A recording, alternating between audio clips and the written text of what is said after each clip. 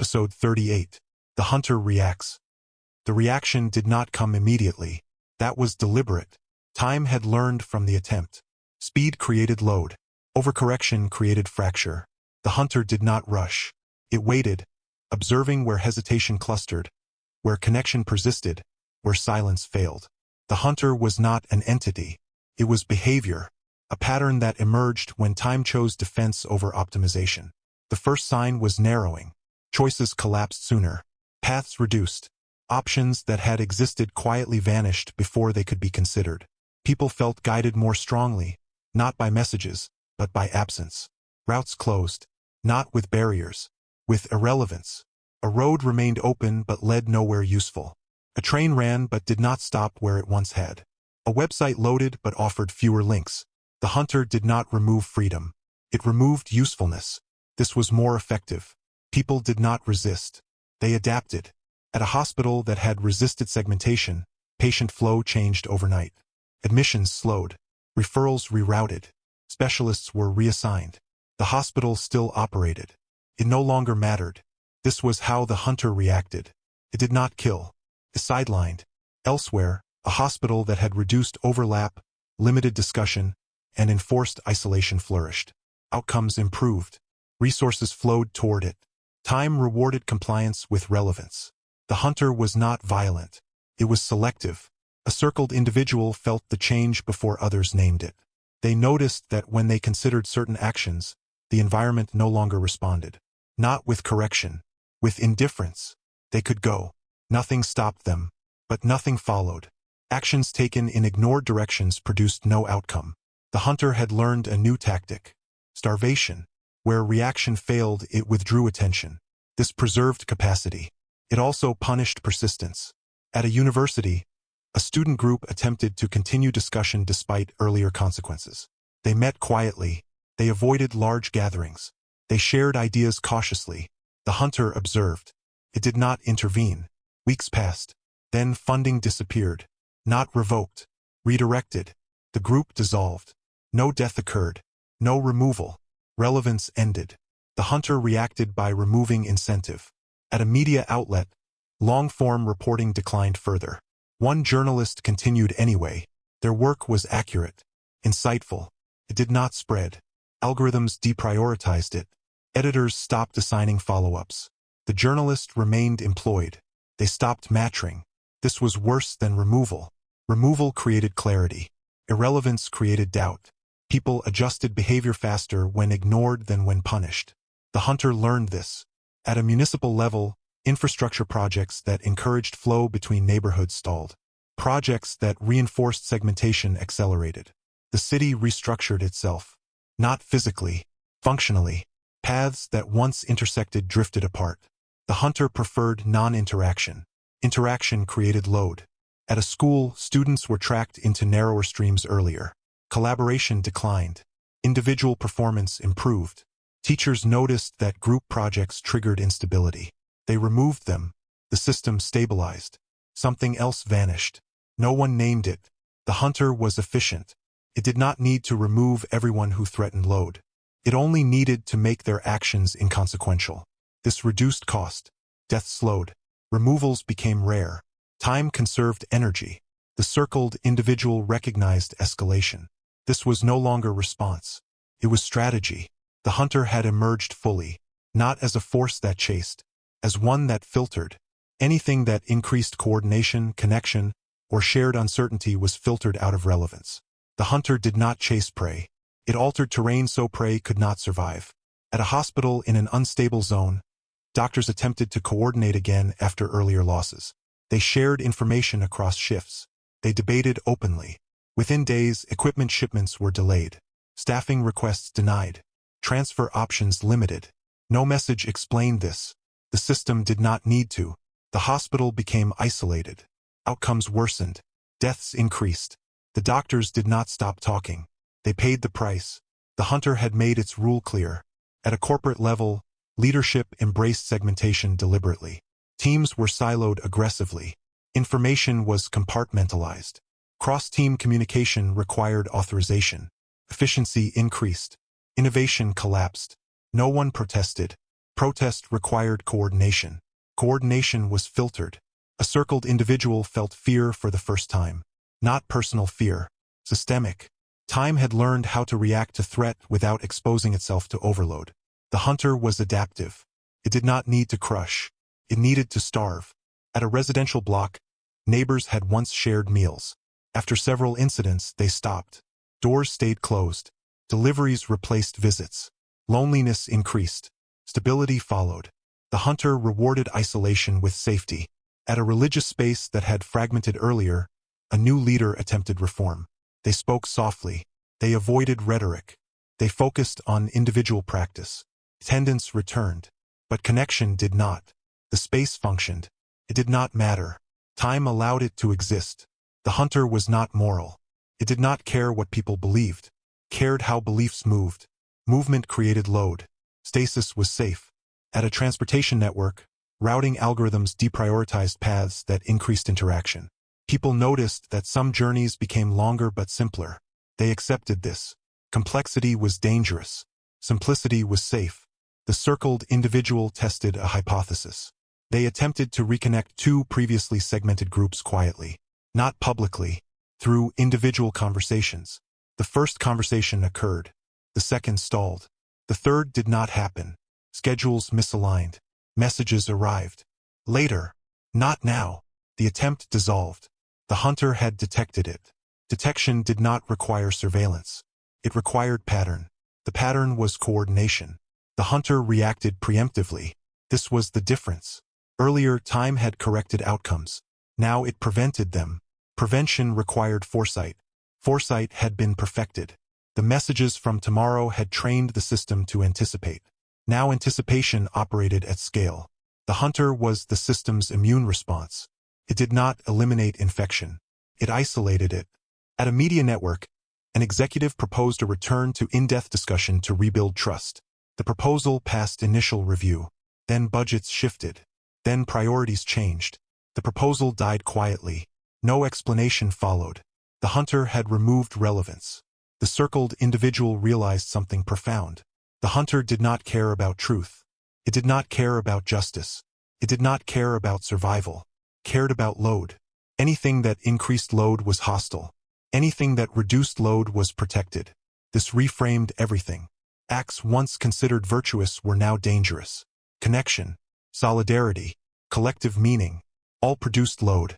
The hunter reacted by making them impractical. The system had learned to defend itself without appearing oppressive. This was the most dangerous stage. People complied willingly. They chose isolation because it worked. They avoided connection because it failed. The hunter did not need obedience. It engineered preference. At a city council, policies were passed without debate. Councilors voted quickly. The city stabilized. Public engagement collapsed. No one noticed. The circled individual watched the map of the city change. Not geography, function. Lines of relevance shifted. Some places glowed. Others dimmed. The hunter was redrawing reality. Not by force, by attention. Time had reacted. It had become the hunter. And now it was moving. Not fast, not loud, but deliberately. Selecting, filtering, closing. The next phase would not be subtle. Reaction had finished. Pursuit would follow. The pursuit did not announce itself. Hunters that announce create panic. Panic creates load. Load injures time. This hunter moved differently. It reduced oxygen. Places where connection had once survived began feeling thin. Not hostile. Not dangerous. Thin. As if meaning required more effort to breathe. People noticed fatigue first. Not physical. Cognitive. They found it harder to sustain attention in shared spaces. Conversations drifted. Focus collapsed. Decisions made together felt heavier than decisions made alone. The hunter was adjusting pressure. At a hospital that had once resisted segmentation, senior staff began resigning quietly. Not together. Not publicly. One at a time. Each departure weakened coordination. Each weakened coordination improved system stability. The remaining staff adapted. They stopped trying to coordinate across departments. Outcomes improved. Deaths declined. The cost was invisibility. At a university, A research cluster that still exchanged ideas across disciplines noticed diminishing returns. Grants were harder to secure. Conferences lost relevance. Invitations stopped arriving. No rejection letter appeared. Opportunity evaporated. The cluster dissolved. The work did not stop. Stopped matching. The hunter did not silence ideas. It removed their audience. At a municipal level, zoning changes quietly reduced shared spaces. Benches removed. Waiting areas narrowed. Public halls repurposed. People did not protest. Protest required gathering. Gathering created load. Load invited pursuit. The hunter had learned to preempt congregation. At a school, collaborative learning programs were phased out. Not banned. Replaced with individualized modules. Students performed better on assessments. Teachers felt relief. Something else faded. No one named it. The circled individual noticed the rhythm. First, connection became inefficient. Then irrelevant. Then impossible. The hunter was not hunting people. It was hunting edges. Edges between people. Edges between ideas. Edges between moments. Edges produced friction. Friction produced load. Load injured time. The hunter eliminated edges. At a transportation hub, a new routing algorithm reduced cross-line transfers. Journeys became longer but simpler. People stopped meeting unexpectedly. Incidental contact vanished. The city felt smoother, lonelier. At a media platform, comment sections were redesigned. Replies nested deeper. Visibility reduced. Conversations ended sooner. Engagement metrics improved. Discussion collapsed. The hunter favored metrics. Metrics were clean. Discussion was noisy. At a residential block, neighbors stopped recognizing each other. Deliveries replaced visits. Apps replaced conversation. Safety increased. Trust declined. Trust required interaction. Interaction was filtered. The hunter had discovered something important. Violence created resistance. Silence created compliance. Irrelevance created adaptation. It chose irrelevance. The circled individual attempted one final test. They organized nothing. They invited no one. They simply stood in a public square and waited. Others stood too. Not intentionally. Not coordinated. For a moment, people occupied the same space without purpose. The hunter noticed. Messages arrived sporadically. Move. Later. Not here. Some people left. Some stayed. The space did not resolve. The hunter adjusted. Public transport was rerouted. The square became inconvenient. People drifted away. No confrontation occurred. No removal. The square lost relevance. The hunter had closed the experiment. At a corporate level, executives learned the pattern quickly. They stopped fostering collaboration beyond necessity. Cross-functional innovation was replaced with isolated efficiency. Stock prices stabilized. Long-term resilience declined. No one complained. Complaint required articulation. Articulation had been filtered. The circled individual felt the weight of inevitability return. Not the old inevitability of perfection. A new inevitability of narrowing. The hunter did not need to win quickly. It only needed to make alternatives exhausting. Exhaustion was persuasive. At a hospital that still functioned under optimized silence, a nurse noticed something disturbing. Patients who spoke less recovered faster. Not medically, administratively. They were discharged sooner. Those who talked, asked questions, involved families stayed longer. The pattern spread. Patients learned to be quiet. Families learned to wait elsewhere. The hunter rewarded minimal interaction with efficiency. At a religious space, sermons shortened further. Eventually, the leader stopped speaking altogether. Attendance stabilized. Belief became private. Community dissolved. The hunter did not care. Belief without movement was harmless. At a government office, public feedback portals closed quietly. Not removed, archived. No new submissions were processed. Citizens noticed slowly, then adapted. They stopped submitting. The system stabilized. The circled individual recognized the danger fully now. The hunter was not temporary. It was the system's permanent defense mode. It had learned from injury. It had learned from overload. It had learned from the attempt. They shouldn't have tried. Because now time knew exactly what to eliminate first. Not rebels. Not dissidents. Not enemies. But bridges. People who bridged systems. Ideas that bridged contexts. Moments that bridged uncertainty. The hunter severed bridges. Without bridges, collapse could not propagate. Chaos could not spread. Hope could not scale. This was effective. This was final. A circled individual received another message. Short, cold. Reduce. They understood. They reduced their interactions further. They survived. They hated themselves for it. At a hospital in an abandoned zone, doctors still talked. They coordinated openly. They shared burdens. Outcomes worsened. Deaths increased. The hunter did not intervene. The zone absorbed chaos. It served as a buffer. This was deliberate. The system needed places where uncertainty could burn out without spreading. Sacrificial zones. Time had learned to let go.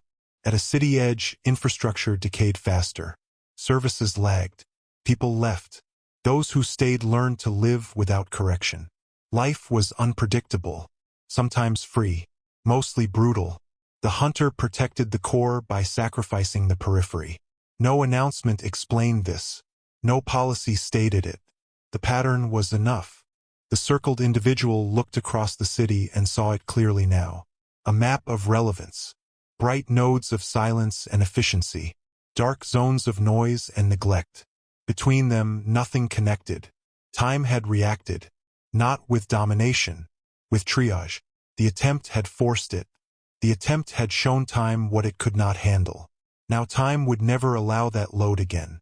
The hunter was complete. The next phase would not be about reaction. It would be about pursuit. Not of people. Of the last remaining variable. Those who could still create load alone. Those who did not need groups to strain time. Those whose mere presence altered patterns.